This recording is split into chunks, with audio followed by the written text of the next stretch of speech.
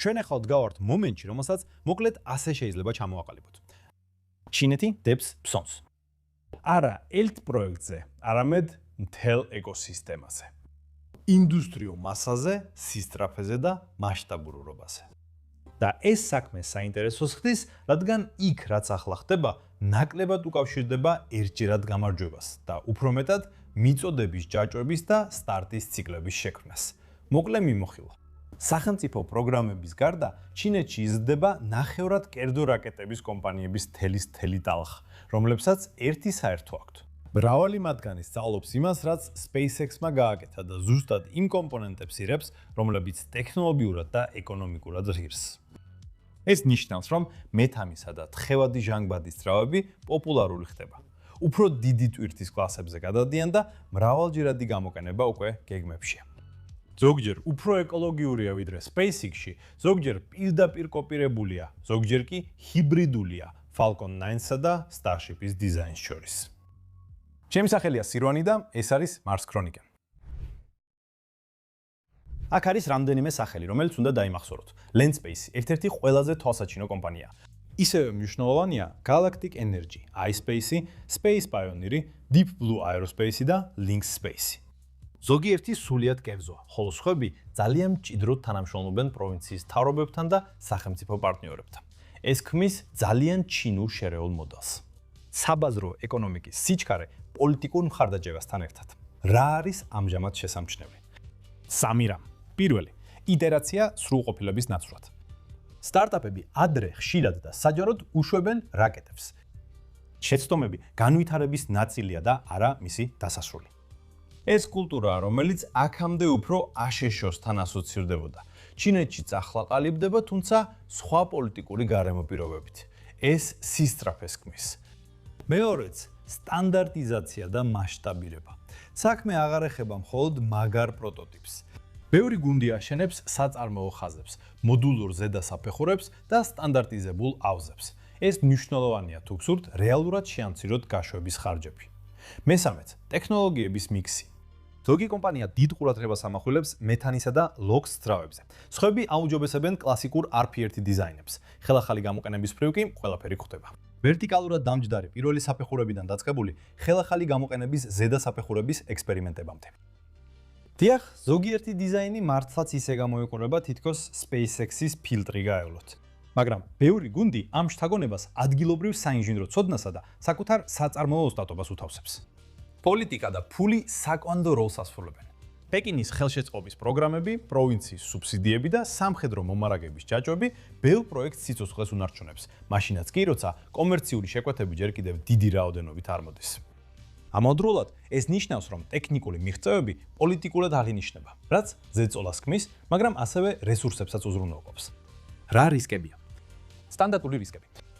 გაშვების და ტესტირების შეცდომები. მაგალითად, როცა Space Pioneer-მა ჩაატარა Static Fire ტესტი მათი Tianlong 3-ის პირველი საფეხურისთვის და რაკეტა უნებლიე დაფრინდა. ასეთ დროს მომარაგების შეფერხებებიც სერიოზულად უნდა მივიღოთ. და ბალანსის პოვნა ხარისხსა და სისწრაფეს შორის ასევე უმაღლესი მნიშვნელობისაა. დამატებით კი რეგულაციური გაურკვევლობებიც. ჩინეთის კოსმოსური ინდუსტრიის ეკოსისტემა მოძრაობაშია და კერძო გამშვები რაკეტებისთვის წესები ჯერ კიდევ ფრაგმენტულია. კომპანიებს შეუძლიათ იცხოვრონ პროვინციის სუბსიდიით ან რეგულაციების ცვლილებამ შეაფერხოს ისინი. მოკლედ, ერთი სიტყვა უფრო დიდ თემებზე. ჩინეთს აქვს ამბიციური ინფრასტრუქტურული გეგმები, დაწყებული უფრო დიდი ორბიტალური აქტივობით, დამთავრებული ერთობლივი ILRS ინიციატივით რუსეთთან. საკითხი მხოლოდ ის არ არის, ვინ დაფრინავს ყველაზე ხშირად, არამედ ის, ვინ აშენებს ლოგისტიკას, საწყობებს, სახმელეთო და გაშვების ინფრასტრუქტურას, რაც მუდმივ ყოფნას შესაძლებელს ხდის. და სწორედ აქ ჩუმად ინვესტირებენ ბევრი ჩინელი მონაწილე. რატო უნდა მივაქციოთ ამას ყურადღება? იმიტომ რომ აქ ყალიბდება ალტერნატიული მოდელი. არა ზუსტი ასლი, არც დასავლური მეთოდების ასლია, არამედ საკუთარი ნაზავი სახელმწიფო დაგეგმვის, კერძო მეწარმეობის და უკიდურესად მაღალი ტემპის. თუ ეს გამოვა, ეს შეცვლის გეოპოლიტიკურ გათვლებს. ხშირი გაშვებები, დაბალი ხარჯები და ადგილობრივი წარმოება კოსმოსურ ფრენებს აღარ ტოვებს მხოლოდ რამდენიმე ქვეყნის დომენად. თუ ჩინეთის კერძო გამშვები რაკეტების სფეროს დააკვირდებით, მალე მიხვდებით, ეს ჰომოგენური ბლოკი არ არის. არსებობენ გამარჯვებულები. არიან არასტაბილური მოთამაშეები და არიან კომპანიები, რომლებიც ახლა სწავლობენ, რამდენად სასტიკია კოსმოსში ფრენა რეალურად. დავიწყოთ ყველაზე ცნობადი სახელით. Landspace. Landspace რაღაც მხრივ ჩინური ანალოგია იმისა, რასაც SpaceX განვითარების ადრეულ ეტაპზე ისახავდა მიზნად. მათი ყურადღება მკაფიოდ მეტალოქსზეა. ანუ ზუსტად იმ საწვავის მიმართულებას, რომელსაც SpaceX-მა Raptor-ით და Starship-ით აერჩია. რაკეტას უკვე 2 კი ამ ყველაფრის ნამდვილი გამოცდა. პირველი ფრენის წარუმატებლობის შემდეგ Landspace-მა გააძლიერა ძალისხმევა, შეასწორა შეცდომები და საბოლოოდ წარმატებით მიაღწია ორბიტას. თავარი არა თავად წარმატება, არამედ სწავლის პროვლის პროცესი. Landspace-მა აჩვენა, რომ შეუძლია შეცდომების გათვალისწინება, ტექნიკის მოდიფიცირება და ხელახლა ფრენა. ეს არის ყველაზე მნიშვნელოვანი თვისება ამ საქმეში. 2025 წლის დეკემბერში მათ გაუშვეს ახალი SUKE 3. გაშვება წარმატებული იყო, მაგრამ ძრავებით დაჯდომა დაგეგმილივით არ გამოვიდა. ბუსტერის ხელახალი შესვლის დამუხრუჭების წვა ღარმატებით შესრულდა, მაგრამ დასაჯდომი ძრავის ჩართვისას რაღაც არასწორად მოხდა. ამან გამოიწვია ის, რომ ზედა საფეხური ცეცხლში გაეხვა და სრულად უმუხრუჭებლად დაეცა დანიშნულ დასაჯდომ ზონასთან ახლოს. აქ სიზუსტე ნამდვილად აღსანიშნავია. თუ ეს ვიდეო უკვე რაღაცას გაძლევს, დააჭირე hype-is relax თუ გაქვს. თუ არა, ერთი ლაიქი, გამოწერა ან კომენტარი არხს ძალიან დაეხმარება. ალგორითმი მომდევნო თვეებში გადაწყვეტს გაავრცელოს თუ არა ეს ვიდეო. და შენს იღებ მონაწილეობას ამაში. მადლობა შენ. და გავაგრძელოთ. შემდეგ არის Galactic Energy. Galactic Energy ერთი შეხედვით უფრო კონსერვატიულად გამოიყურება. სერია 1 იყენებს კლასიკურ საწვავებს.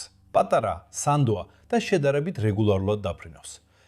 ეს არ არის Starship-ის მომენტი, არამედ უფრო Rocket Lab-ის ელექტრონის ადრეული წლების ჩინურ ანალოგს გავს. ნაკლები ხედვა მეტი ფულადი ნაკადი. და სწორედ ეს ხდის კომპანიას საშიშად კონკურენტუნარიანად. ისინი ხშირად დაფრინავენ, აწვდიან ტვირთებს და ამყარებენ ნდობას კლიენტებთან. პარალელურად ისინი მუშაობენ უფრო დიდ გამშვებ რაკეტებზე, მაგრამ ისე რომ არ იფანტებიან. SpaceX-ი საპირისპირო მაგალითია. დიდი ამბიციები, აგრესიული ვადები, მაგრამ რამდენიმე უკუსლა. განსაკუთრებით მტკივნეული 20 წარუმატებელი გაშვებები ჰიპერბოლას სერიით. SpaceX სწრაფად ცდილობდა გადაედგა ნაბიჯი ხელახალი გამოყენებადობისკენ, მაგრამ კოსმოსური ფრენა შემოკლებულ გზებს არ პატიობს. კომპანია ჯერ კიდევ არსებობს, მუშაობას აგრძელებს, მაგრამ ის კარგი მაგალითია იმისა, რომ SpaceX-ის დაკოპირება ავტომატურად არ ნიშნავს SpaceX-ის სისწრაფეს. ძალიან საინტერესოა Space Pioneer. აქ საქმე უფრო საინტერესოდ ვითარდება, რადგან Space Pioneer ღიად ექსპერიმენტებს ატარებს Falcon 9-ის მსგავსი არქიტექტურებით. დიდი პირველი საფეხურები, ძრავების კლასტერი, მკაფიო მიზნები ხელმეორედ გამოყენებისთვის. მათი ტიან-ლომბის რაკეტა ამბიციურია. შესაძლოა ამჟამინდელი განვითარების დონისთვის ზედმეტადაც კი ამბიციური, როგორც ამ წარუმატებლობაში ვიხილეთ. მაგრამ სწორედ ამ კომპანიებს უნდა მიაქციოთ ყურადღება. არა იმიტომ, რომ აუცილებლად წარმატებას მიაღწევენ, არამედ იმიტომ, რომ წარმატების შემთხვევაში ძალიან სწრაფად შეძლებენ მასშტაბის გაზრდას. შემდეგ არის Deep Blue Aerospace. Deep Blue ძლიერ კონცენტრირებულია ვერტიკალური დაშვების ტექნიკებზე. კომპანია ტესტავს მრავალჯერადი გამოყენების სუბორბიტალურ აპარატებს და სწორედ ამ სფეროში იძენს გამოცდილებას, სადაც ჩინეთი დიდი ხნის განმავლობაში სუსტი იყო. ზუსტი მართვა ატმოსფეროში დაბრუნებისა და დაშვების დროს. ეს ძალიან გავს SpaceX-ის Grasshopper-ის ფაზას. ჯერ ორბიტალური ფრენა არ ყოფილა, მაგრამ ეს არის ფასეული საძირკვლის შექმნა, რაც ყველა ამ კომპანიაში ჩანს. წარუმატებელი გაშვებები აღარ ნიშნავს კარიერის დასასრულს. ჩინეთში ისინი უფრო და უფრო პროცესის ნაწილად აღიქმება. ეს ახალია. 10 წლის წინ შთამბეჭდავი წარუმატებელი გაშვება პოლიტიკურად თითქმის მიუღებელი იქნებოდა. დღეს მას ანალიზებენ, აფასებენ და საქმეს აგრძელებენ. და სწორედ ამ მომენტში ამჩნევთ ერთ მნიშვნელოვან რამეს. საბოლოოდ გადამწყვეტი რენდერინგი კი არა, აპარატურაა. ჩვენ მუდმივად საუბრობთ მეთანის ძრავებზე, დაშვების მანევრებზე, ხელმეორედ გამოყენებადობაზე, მაგრამ ეს ხშირად ძალიან აბსტრაქტულია.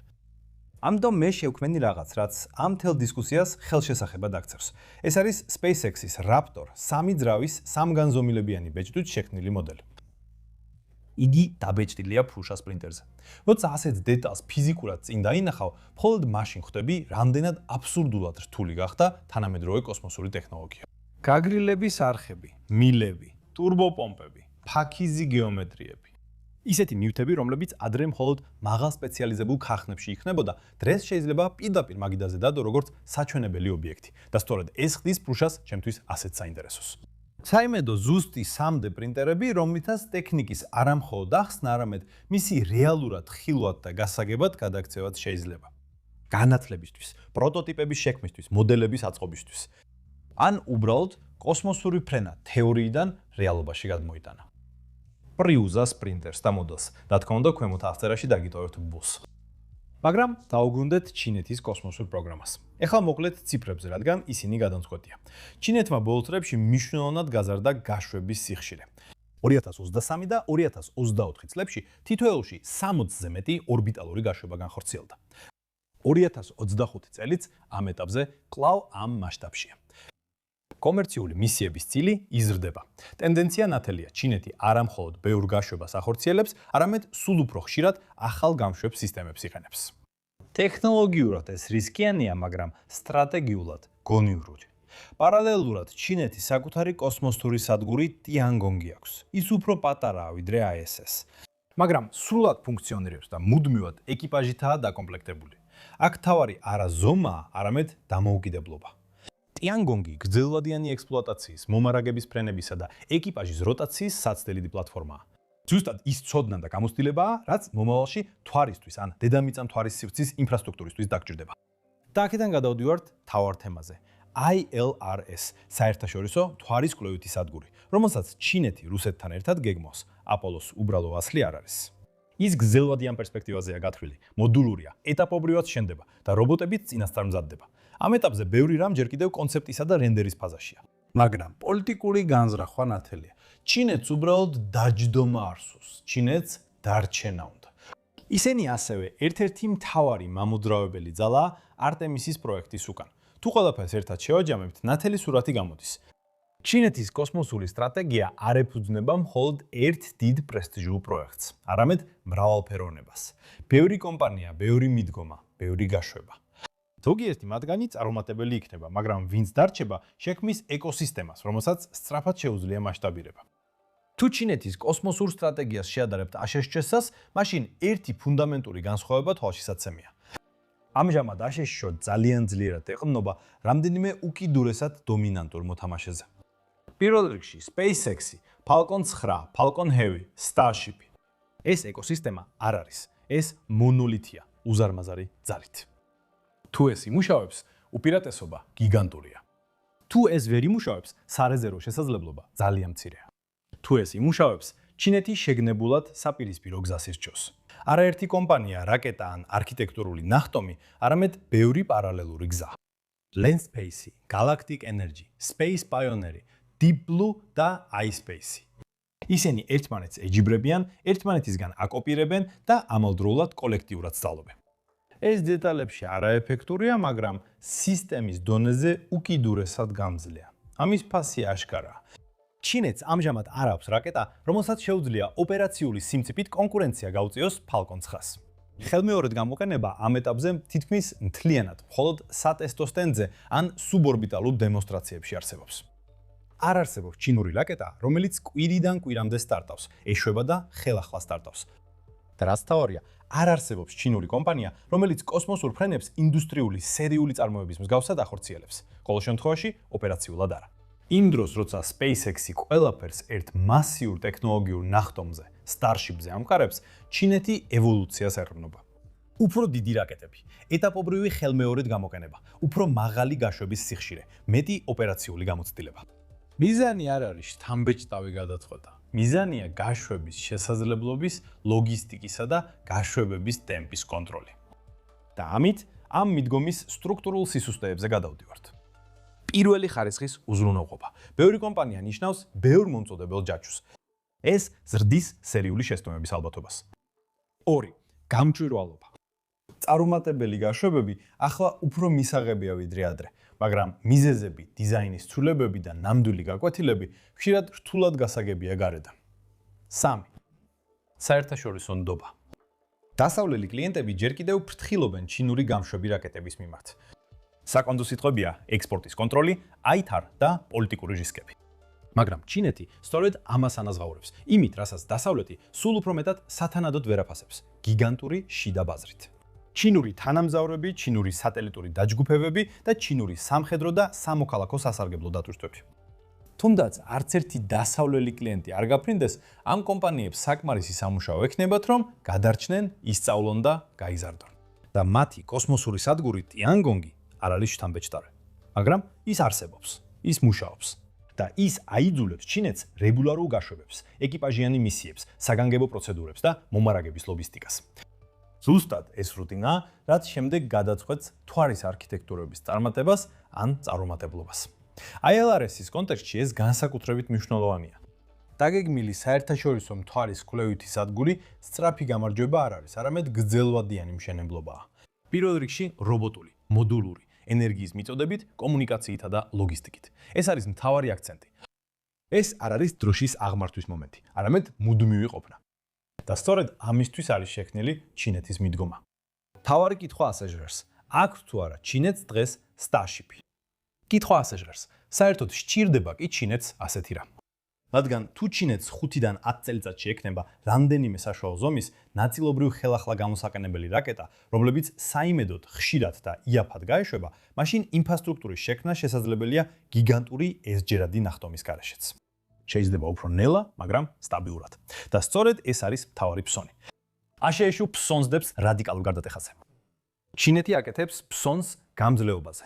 ორივე შეიძლება იმუშაოს, ორივე შეიძლება ჩავარდეს, მაგრამ ეს სრულიად განსხვავებული ფილოსოფიებია. და სწორედ ამიტომ არ უნდა დავცინოთ ჩინურ სტარტაპებს. ბევრი გაქრება, ზოგიერთი გაერთიანდება, მაგრამ ის ცილედნი, ვინც დარჩება, არ იქნებიან ჩინური SpaceX-ის ასლები.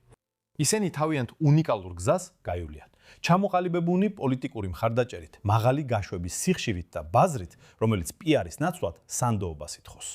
თუ ყველაფერს ერთად შევაჯერებთ, ჩინურ სტარტაპებს, სახელმწიფო მხარდაჭერას, კოსმოსურ სადგურს, ILRS და მზარდ გაშვების სიხშირეს, საკმაოდ სწრაფად ნათელი ხდება. ჩინეთი ახლა არ ცდილობს დასავლეთის გადასწრებას. ისინი სურთ აჩვენონ, რომ მსოფლიო ძალა არიან. დამოუკიდებლად დასალური გაშვების სერვისებისგან, დამოუკიდებლად გეოპოლიტიკური მიწოდების ჯაჭვებისგან და იმისგან, მუშაობს თუ არა SpaceX-ი.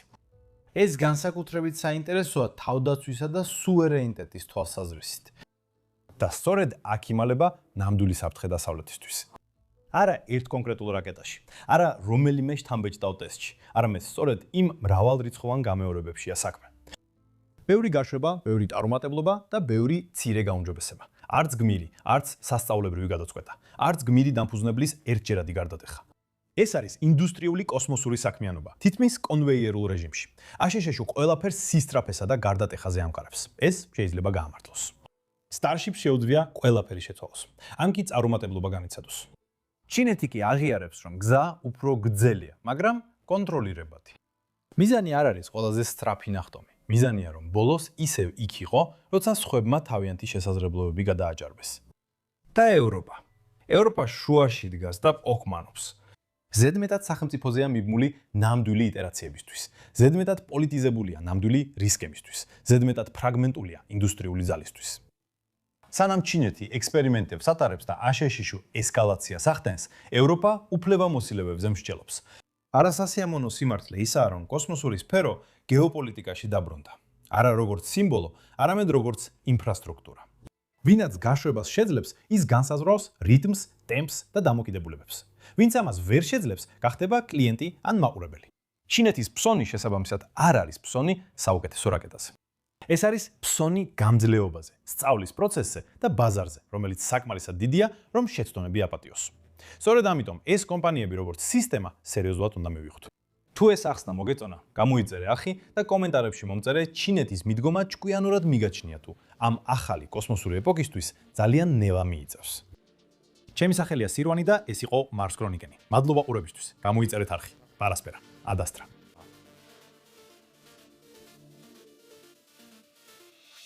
ყოფნა, რომელიც მუდმივ ყოფნას შესაძლებელს ხდის.